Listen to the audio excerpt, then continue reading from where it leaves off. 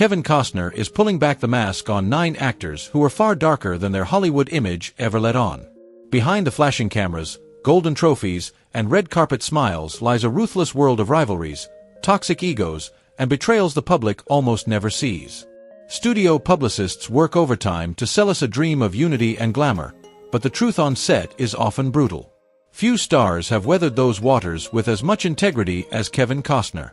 Across 4 decades, from The Untouchables to Yellowstone, he built a reputation for professionalism, straight talk, and a no-nonsense approach that earned the trust of directors and respect from his peers. Yet that same honesty also put him face-to-face with some of Hollywood's most dangerous personalities. Stars whose public charm crumbled the moment the cameras stopped rolling. Today, we're tearing away the curtain to reveal 9 figures who crossed paths with Costner and left behind unforgettable scars for all the wrong reasons. These aren't just petty clashes.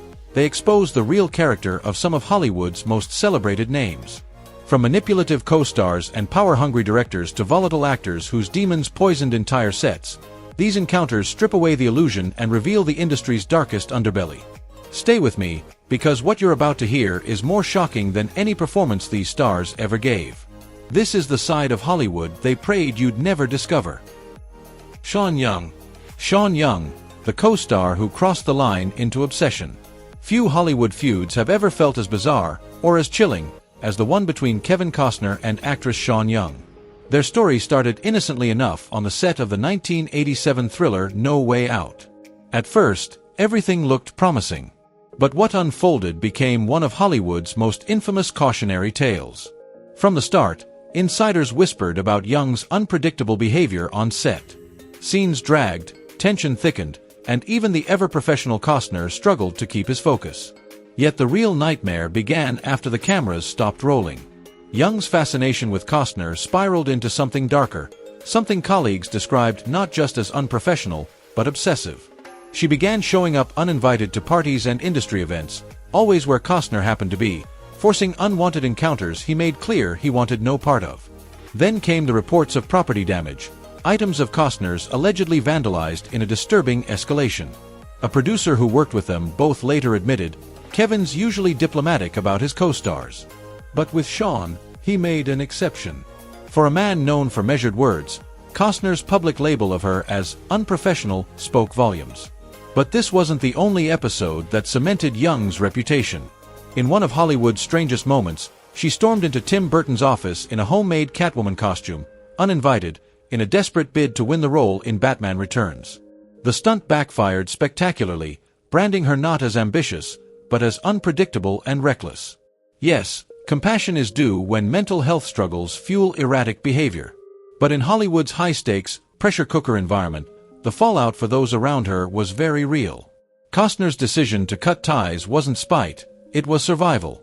His boundary was clear: protect the work, protect the stability. The Costner-Young feud remains a sobering reminder of how quickly on-set tensions can twist into something darker, and how the industry's brutal spotlight can magnify personal battles into public disasters. Oliver Stone. Oliver Stone, the director who bent history to his will. When Kevin Costner agreed to star in JFK, he was drawn by the gravity of the subject, one of the most pivotal moments in American history.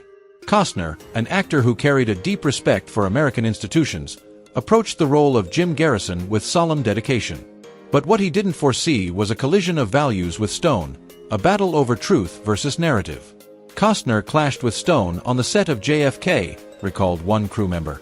Stone, infamous for his abrasive and controlling style, was accused of warping historical fact in service of drama. Costner, disturbed by Stone's cavalier attitude toward conspiracy theories, believed even a dramatic retelling owed fidelity to history. Stone saw things differently. Known for his provocative, revisionist filmmaking, he viewed Kennedy's assassination through a web of conspiracies, often bending reality for cinematic punch. The friction was palpable. Stone would dismiss Costner's concerns about accuracy with a shrug, insisting that artistic license mattered more than literal truth. For Costner, whose career was built on professionalism and integrity, this was the very ego-driven Hollywood he despised, directors who put spectacle above responsibility. There were days you could cut the tension with a knife, remembered a production assistant. Costner would raise objections, only to be steamrolled in front of the crew. This wasn't petty bickering. It was a philosophical standoff, an argument over what filmmakers owe the public when they dramatize history. Despite the strain, both men kept things civil in public. And the film itself? JFK became a cultural juggernaut, commercially successful and critically decorated, earning 8 Academy Award nominations, including Best Director for Stone. The clash between Stone and Costner remains one of Hollywood's most fascinating behind-the-scenes battles. Not a feud of egos, but a duel of principles, historical truth versus cinematic storytelling. A debate that still echoes in every conversation about the ethics of historical films, and where the line lies between art and distortion. Kevin Reynolds. Kevin Reynolds, when friendship drowns in troubled waters. In Hollywood, the most heartbreaking feuds aren't always born out of rivalry, they're born from friendship gone wrong. Few stories capture that truth more than the rise and collapse of Kevin Costner and director Kevin Reynolds, once close collaborators who struck gold with Robin Hood, Prince of Thieves, before their bond was shattered during the disastrous making of Waterworld. At first, the two Kevins seemed unstoppable. Reynolds guided Costner through Robin Hood in 1991, transforming him into a swashbuckling box office hero. Behind the scenes, creative sparks flew, but the results were undeniable, a global blockbuster that proved their partnership could withstand friction. Or so it seemed. Everything unraveled on Waterworld. What began as a bold post-apocalyptic epic quickly spiraled into one of the costliest and most cursed productions in Hollywood history. As the budget swelled from $100 million to nearly $175 million, tension boiled over. Crew members recall watching the friendship disintegrate under the crushing weight of egos, money, and relentless setbacks. Reynolds finally snapped, storming off mid-production and reportedly muttering, "Kevin should direct it. He's already directing the actor, the camera, and himself." Costner, both star and producer with millions on the line, assumed control and pushed the film to completion, but the damage was irreversible. "It was like watching a marriage collapse in real time," one executive later admitted. A creative dream team that had once delivered triumph was now toxic, forever fractured by the very film meant to cement their legacy. In the aftermath, Hollywood insiders were forced to take sides. The feud was bitter, public, and unforgettable. Though time has softened their words in recent years, the scar remains, a cautionary tale of how fragile artistic partnerships can be when ambition, control, and crushing pressure collide. Madonna. Madonna, the queen of pop's ruthless mockery. Some of Hollywood's most unforgettable feuds aren't born out of years of rivalry, but out of a single fleeting moment that burns itself into history. That's exactly what happened between Kevin Costner and Madonna. An unlikely clash that turned a brief backstage encounter into one of the strangest celebrity conflicts of the 1990s. It was the height of Costner's career. Dances with Wolves had made him a Hollywood powerhouse, and when he attended Madonna's Truth or Dare tour, he did what any polite guest might do, went backstage afterward to compliment her. His words were simple, almost old-fashioned, "Your show was neat." But for Madonna, queen of provocation, neat wasn't praise, it was poison. The moment the actor left, her cameras were still rolling. With a smirk, she gagged herself, rolled her eyes, and sneered, "Anyone who says my show is neat has to go." That clip made it into her documentary Truth or Dare, immortalizing her mockery before millions. For Costner, a man who built his reputation on sincerity and respect, the public jab was humiliating. Later, in a rare display of bluntness, he admitted to Barbara Walters, "I don't care much for her." The clash was more than a personal slight. It was a collision of worlds. Madonna's rebellious, in-your-face defiance versus Costner's traditional Hollywood courtesy. What makes this feud so fascinating is how it unfolded entirely on camera. No rumors. No whispers.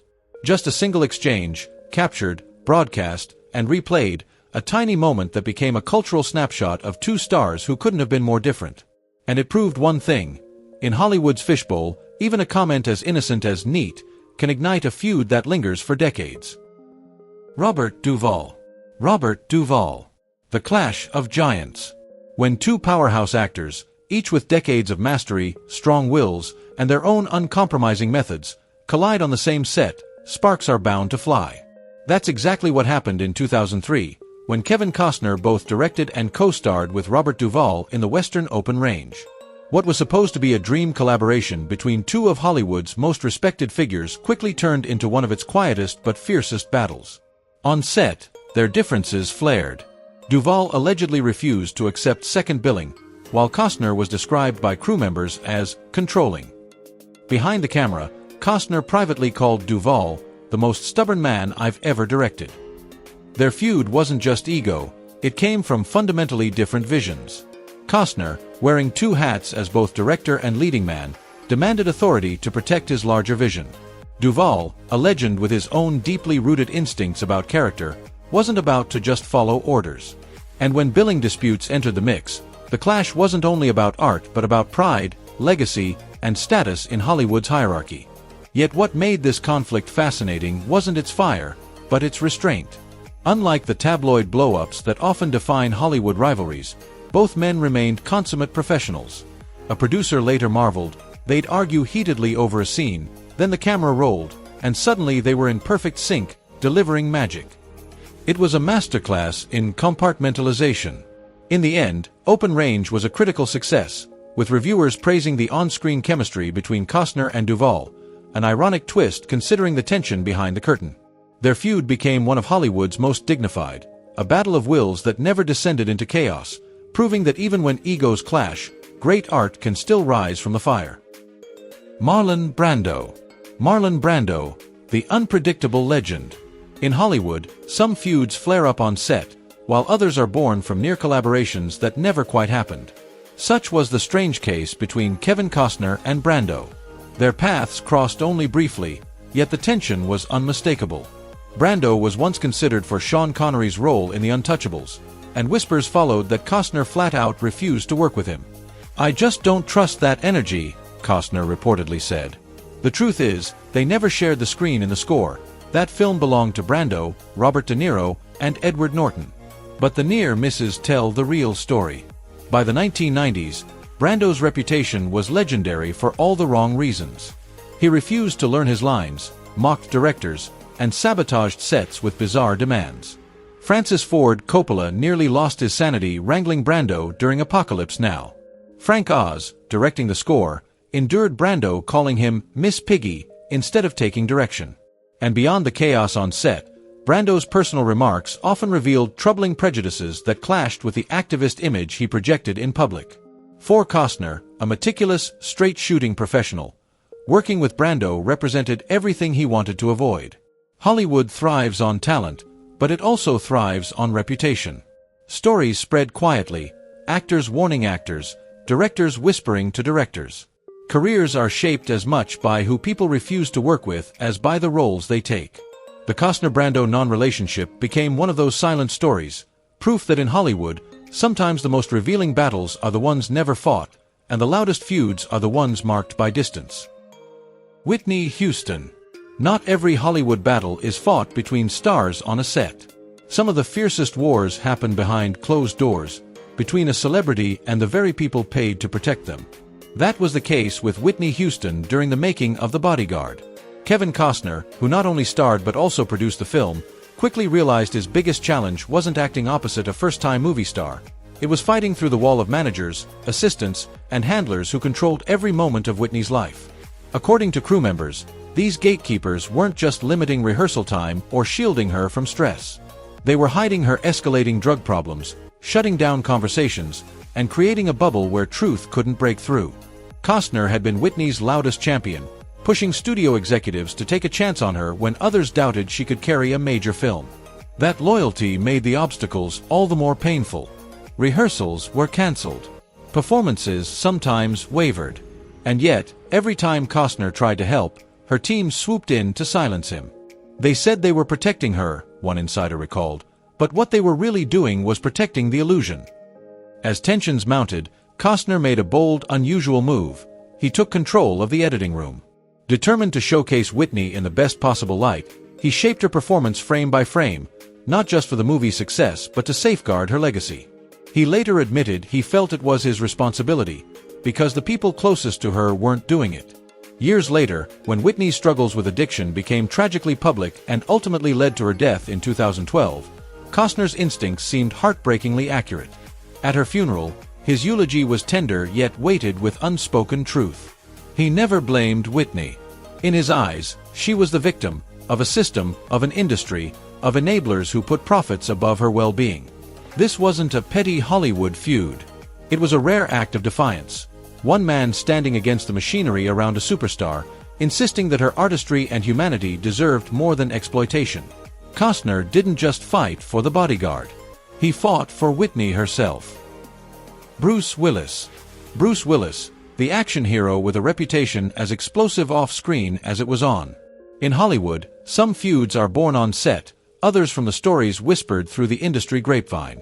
For Kevin Costner, it was the latter. Though the two never worked together, Willis's infamous on-set behavior spoke loudly enough.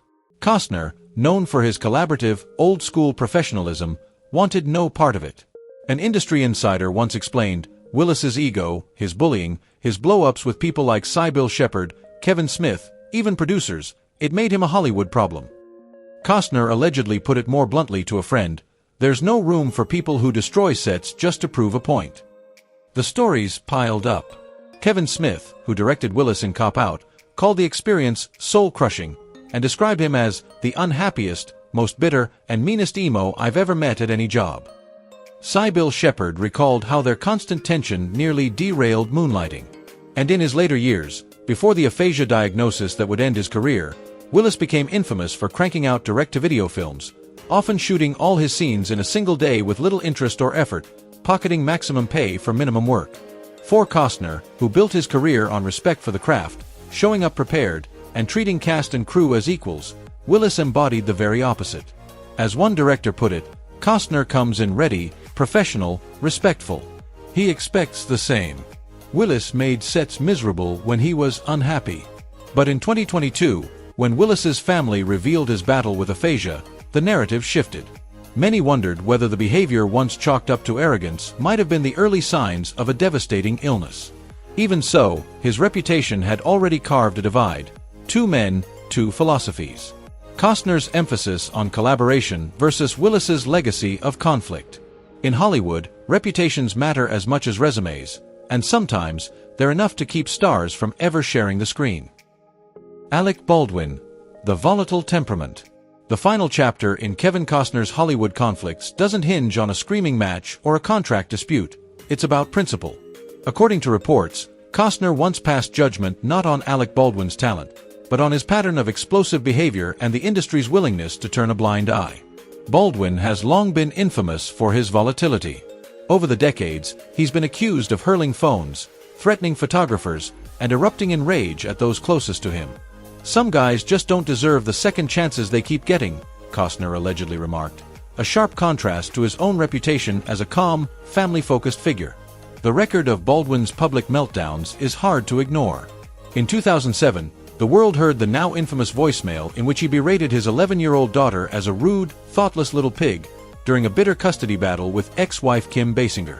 He's clashed physically with paparazzi multiple times. One 2013 altercation even came with reports of homophobic slurs. In 2018, he was arrested for allegedly punching a man in a dispute over a parking spot. And most devastating of all, in 2021, Baldwin was holding the gun that discharged and killed cinematographer Halyna Hutchins on the set of Rust. Though widely regarded as a tragic accident, the incident renewed questions about Baldwin's professionalism and responsibility on set. Costner, meanwhile, has carved out a career defined by steadiness. Producers describe him as the antithesis of Hollywood chaos. Calm on set, respectful of others, and deeply committed to his family off-camera. "There's an old-school dignity to the way Kevin carries himself," one collaborator explained. "He doesn't scream. He doesn't threaten. He doesn't humiliate people. And he can't understand why others who do keep getting rewarded." At its core, this isn't about Baldwin versus Costner. It's about two opposing philosophies of professional conduct. Baldwin's career has survived wave after wave of controversy, in part because the industry has repeatedly chosen to excuse or enable volatile stars as long as they draw an audience. Costner, on the other hand, has made it clear, at least through his alleged comments, that accountability should have limits. This closing entry in Costner's conflict story highlights something bigger than a feud. It's a critique of Hollywood itself, a system that often prizes box office value over basic respect and responsibility. Across these 9 accounts, one thing becomes clear. Costner's clashes aren't about ego or perks. They're about values, professionalism, respect, creative integrity, and the belief that how you treat others matters just as much as what you deliver on screen. In a town where many bend their principles to survive, Costner has remained remarkably unbending. And that, perhaps, is his sharpest contrast with Baldwin, one man defined by control, the other by its absence. Whether it was standing firm against Sean Young's unprofessional behavior, challenging Oliver Stone's liberties with history, protecting Whitney Houston from an entourage that enabled her struggles, or calling out troubling patterns of volatility, Kevin Costner has always chosen integrity over convenience. That stance didn't always win him friends in Hollywood. Directors like Reynolds bristled at what they saw as controlling input, actors like Robert Duvall pushed back against his sweeping creative vision, and Madonna once mocked his plain-spoken Midwestern sincerity. Marlon Brando's wild unpredictability was everything Costner avoided in a collaborator. And yet, these very clashes explain his remarkable longevity in an industry notorious for devouring its own. By setting clear professional boundaries, steering clear of toxic entanglements, and keeping the focus on the work rather than the drama, Costner carved out a career spanning more than 4 decades, an extraordinary feat in Hollywood's unforgiving arena. The conflicts also reveal something deeper about how the industry really works. Behind the glitz lies a world ruled by unwritten codes, shifting power dynamics, and whispered reputations. Who chooses to work with whom, who quietly avoids certain collaborators, and how those stories circulate can shape which projects live or die long before a single frame is shot. For audiences, it's a reminder that the seamless magic on screen often rises from environments that are messy, contentious, and human. In the end, Costner's Hollywood battles don't mark him as a man eager for feuds, but as an actor and filmmaker willing to stand his ground to protect his projects, his colleagues, and the integrity of his craft. In an industry where compromise is often rewarded more than principle, his refusal to bend has become his greatest strength. If these behind-the-scenes revelations opened your eyes, hit that like button and subscribe for more deep dives into the untold history of film. Drop a comment below on which feud shocked you the most, and let us know which hidden Hollywood relationships you'd like us to uncover next. Thanks for joining us on this journey behind the silver screen, where the truth is often more fascinating and more revealing than the roles our stars play.